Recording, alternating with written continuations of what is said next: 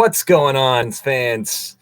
And welcome to the Football World with Juice. In this video, I'm going to be giving you my record prediction for the Miami Dolphins in 2023, going through their schedule, giving you game by game, pick by pick, and ultimately what I believe will happen with the Miami Dolphins in 2023. If that sounds good, don't forget to give the video a like. Of course, subscribe to the Football World with Juice for more NFL content.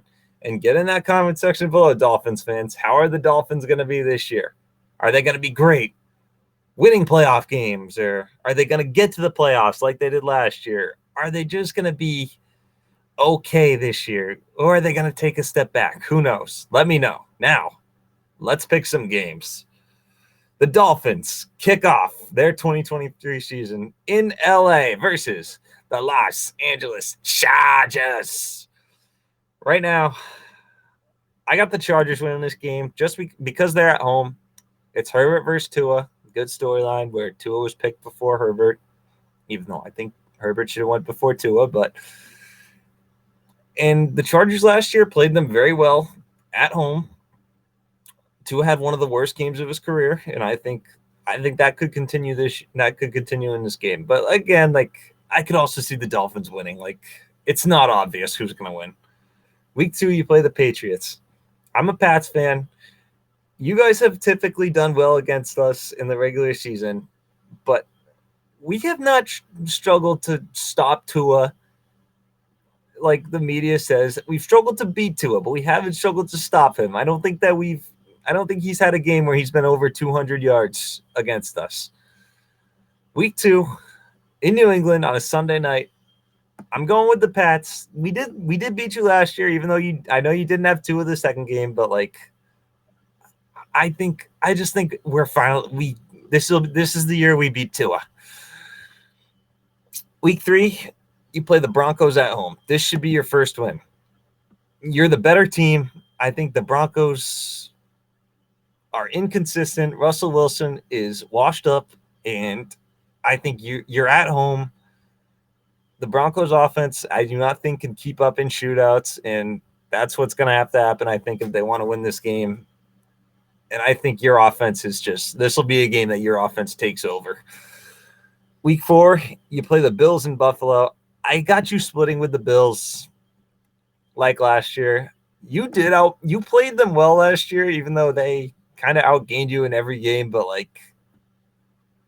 you found a way to hang in there with them, and I think that could continue. Mike McDaniel also did outcoach Sean McDermott in all 3 games, so maybe that's something. But I got you splitting with them. So you're 1-3 through the first 4 weeks. Not too hot, but you've got a not easy schedule to start.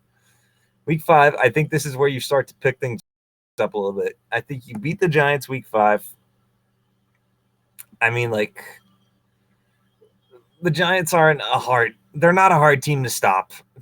They've got a mediocre offense with a quarterback that I think is a little overpaid, and you're at home. The Giants don't have a great defense. It's an okay defense. It's on the rise, but I think you should be able to take advantage of their weaknesses, and I think you should win this game.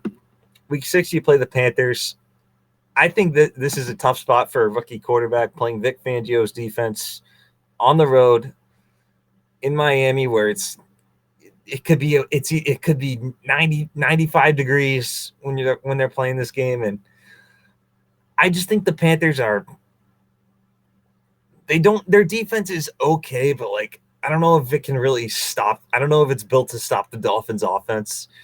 And on the flip side, I don't think the Panthers offense is as overwhelming, but I don't know.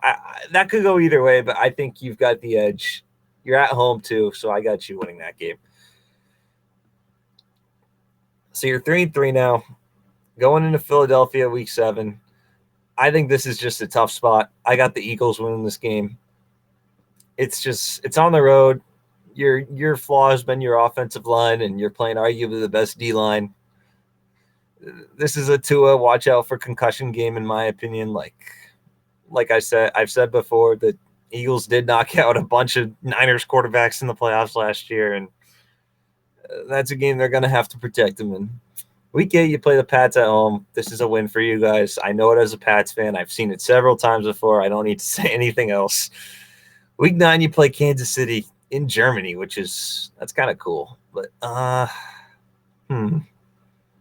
think this should be a fun one. Like, I think if there is an offense in the NFL that is not Cincinnati and maybe Buffalo, I think it's probably the Dolphins that are built to play with the Chiefs. Like, I mean, like, they've got a very fast offense that can play in shootouts, and